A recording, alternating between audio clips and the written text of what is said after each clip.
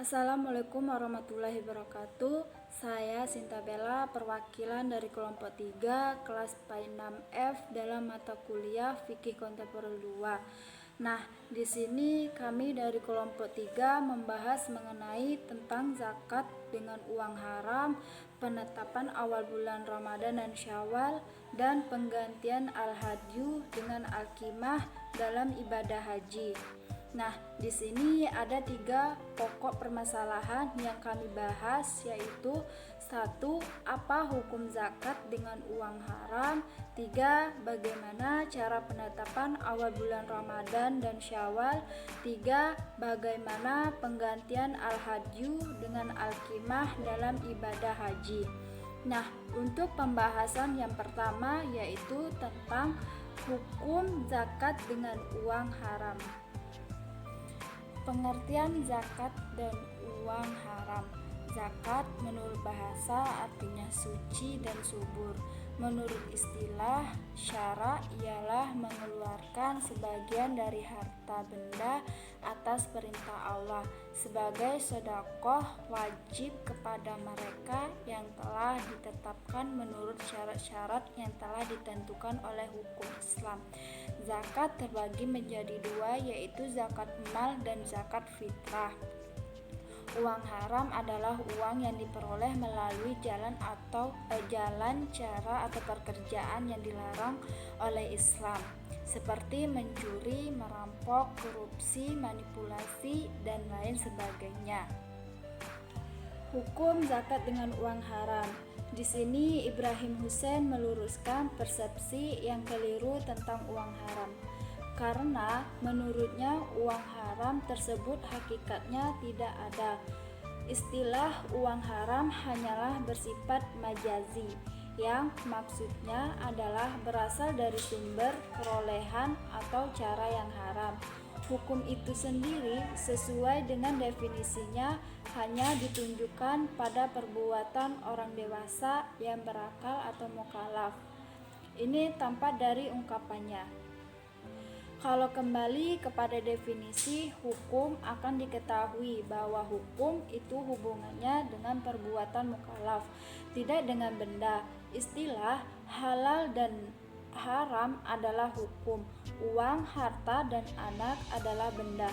Kalau berpegang pada hukum secara konsekuen, seharusnya berani mengatakan tidak ada uang halal, tidak ada uang haram, tidak ada juga anak haram. Yang haram adalah perbuatan untuk mendapatkan atau mengambil uang, misalnya dengan cara mencuri. Jadi, perbuatan mencuri itulah yang haram. Memiliki uang dengan perbuatan mencuri itu tidak sah, karena itu pencuri tidak bisa dan tidak sah memanfaatkan atau bertindak dengan uangnya itu, baik untuk dirinya maupun orang lain. Kaidah menegaskan ma haruma akhzuhu haruma i'tauhu. Sesuatu yang haram menerimanya, maka haram pula memberikannya. Yang kedua, penetapan awal bulan Ramadan dan Syawal. Syahid Ibnu Amr telah menceritakan kepada kami bahwa ia telah mendengar dari Ibnu Umar RA Nabi SAW bersabda, "Kami adalah umat yang ummi, tidak tahu menulis dan menghitung. Bulan itu begini dan begini, yaitu suatu waktu 29 hari dan suatu waktu 30 hari." Ibrahim Hussein sebenarnya mengakui eksistensi dan keabsahan penggunaan ru'yah dan hisab. Namun, seiring perkembangan ilmu pengetahuan dan teknologi modern, kemungkinan hilal terhalang oleh awan, maka ia mengusulkan perlunya penggabungan 2 cara ru'yah dan hisab tersebut agar akurasinya lebih bisa dipertanggungjawabkan. Ketiga, penggantian al-hadyu dengan al-qimah dalam ibadah haji. Untuk lebih meningkatkan kesejahteraan penduduk Mekah yang lemah, yaitu golongan fakir miskin di sana, maka melalui ibadah haji ini Allah SWT mensyariatkan pula al-hadyu sebagai bagian tak terpisahkan dari pelaksanaan haji. Al-hadyu adalah hewan ternak tertentu yang disyariatkan untuk dibawa dan diberikan ke tanah suci. Hewan ternak dimaksud adalah unta, sapi, dan kambing, baik jantan maupun betina.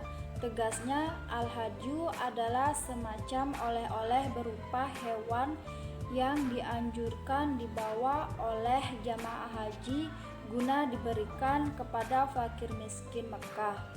Dilihat dari segi jenisnya, al-hadyu terbagi menjadi 3 macam, yaitu hadyu wajib, hadyu nazar, dan hadyu tathawu atau sunnah. Pak Ibrahim Hussein konsisten dengan prinsipnya untuk mempermudah masalah agama yang berkenaan dengan urusan dunia selama tidak berdampak negatif yang menyebabkan lepas dari kewajiban.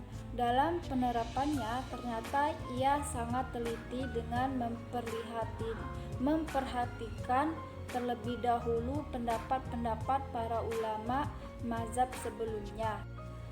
Nah, mungkin hanya itu yang dapat saya sampaikan. Lebih dan kurangnya mohon maaf.